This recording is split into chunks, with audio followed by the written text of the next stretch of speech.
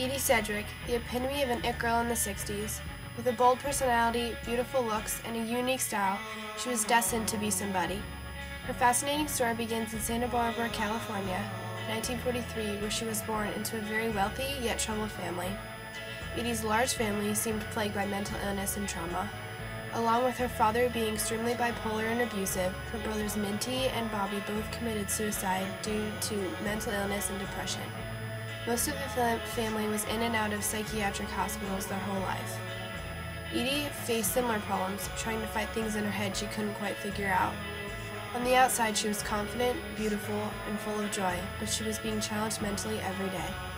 Edie was admitted to several mental institutions for severe anorexia, bulimia, and mental instability since she was 13.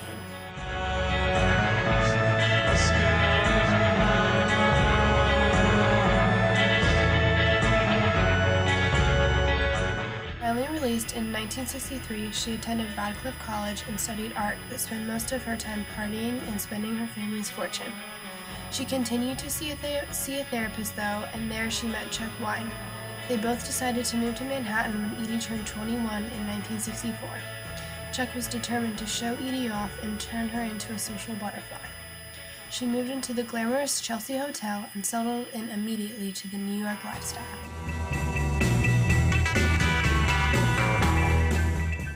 By January 1965, she was introduced to Andy Warhol, the new god of pop art. Andy was immediately intrigued and began bringing her to the factory on a regular basis, his art studio where he conducted films as well as his paintings and photographs.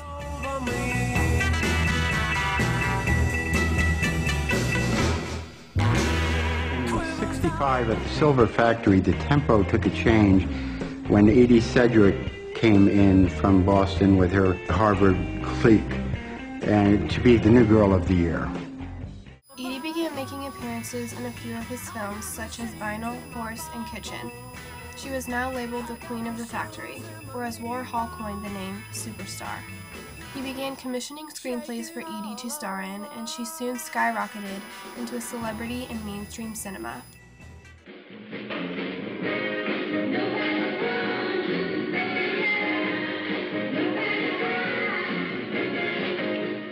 But her biggest role, Poor Little Rich Girl, got her the most publicity and fame. She was just instructed to do as she pleased, no script, no direction. No. The buttons look like two-way radios, but that's okay. But if I do this, the buttons, you don't like them?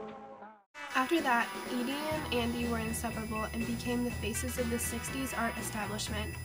Andy had a really unique style of art that many people didn't understand, but Edie fit right in. She attempts to explain her interpretation of Andy's work on The Merv Griffin Show, 1965. What kind of emotion can you put into a Campbell's soup can? You know. But then why, my question is, why would you paint a Campbell's soup can? Because it's part of the culture. It is. I agree. I agree. I think a lot of advertising is something that we recognize. It's probably the... Yeah, but the effect of it you might not realize. That's, art has something to do with the reflection of it. Are there so if you begin seeing it on canvases, you start thinking about it. What do we have around us all the time? What do you see the most of? What do you notice? Advertising. It's true. It is true in a sense. Once the public understood what they were doing, they couldn't get enough of them. She started modeling more and more and continued to star in Andy's films. Despite her success, though, her parents were wary of her lifestyle. Well, how does your family feel about your being in these movies? They hate it. They're terrified. They think I'm just beyond belief, out the window with me, you know. And they've decided I shouldn't have any money. They hated the idea of my doing any modeling. Although her parents did not approve of her fame, she represented a new era in what was to come. She was more than just an actress and model. She had her own unique signature look, consisting of black tights, chandelier earrings, kohl-rimmed eyes, stick-thin legs, and almost always had a leotard on. Each of these rooted from her own personality. But the whole fashion scene is really appealed to me. You know, I set some while I was Girl of the Year and Superstar and all that crap. Everything I did was really underneath I guess motivated by psychological disturbance, but I'd make a mask out of my face because I didn't realize I was quite beautiful. It's taken me 27 years to realize it.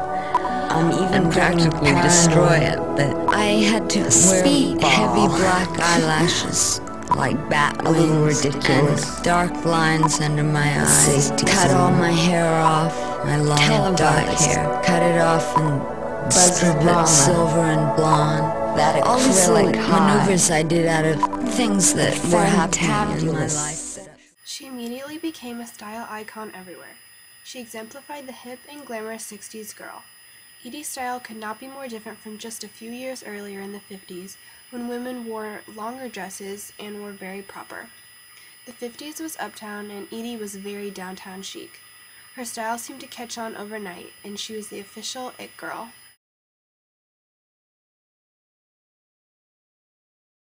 But Edie came in at like this angel out of a cloud of blue, just with the lightning strikes around her. She was so poised, such a director and actress at the same time. She had this poise of complete composure, and when she walked into a room, everyone was on point. I think she exemplifies in many ways the 60s, which is really the most puzzling era. And I've been told that there are young women who come to New York and try to see John Manhattan and want to find out all they possibly can about Edie. It puzzles me because in the 60s, people came to New York to emulate her. They began wearing their hair the way Edie wore hers, and affected boots and some of the paraphernalia that Edie could wear anything but whatever she wore when she was with the Warhol crowd. Pictures were taken of her and so forth. And so there was a lot of that. Over the course of a year, everything seemed to go her way, but that soon began to spiral out of control as she slipped deeper into her drug use. Along with her erratic behavior, her relationship with Andy soon tarnished. She was running out of her trust fund from her father and needed help to keep up her lifestyle. Edie had seen no financial reimbursement for her work with Warhol. Their relationship completely ended after that, and she tried to continue her success elsewhere. By the time I came along, she had come back from Woodstock a heroin addict, and there wasn't much you could do with her. And I think Andy knew that too, and that it was the beginning of the end. Many dreams were dying for him, that he'd keep trying with her, but he knew she wasn't going to take him to Hollywood. And in fact, every day she was heavier and heavier into drugs, so she couldn't, aside from not making Lauren's work, couldn't remember anything anymore.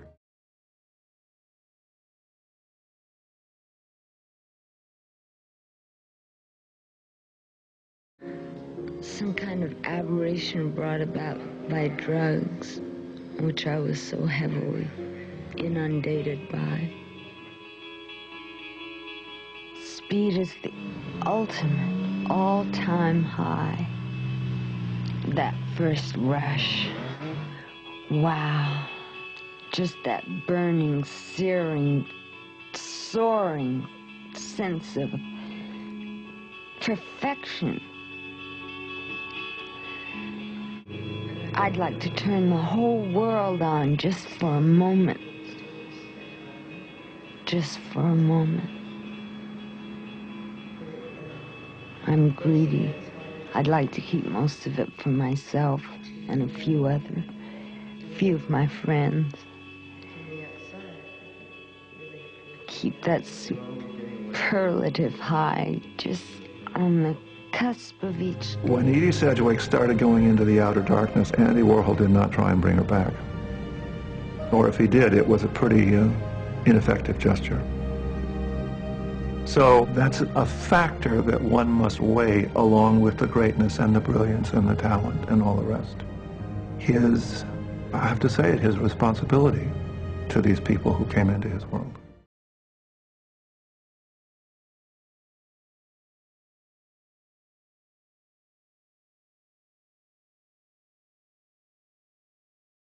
After attending Cottage Hospital for a while, there she met Michael Post. They later married, but their relationship didn't last long.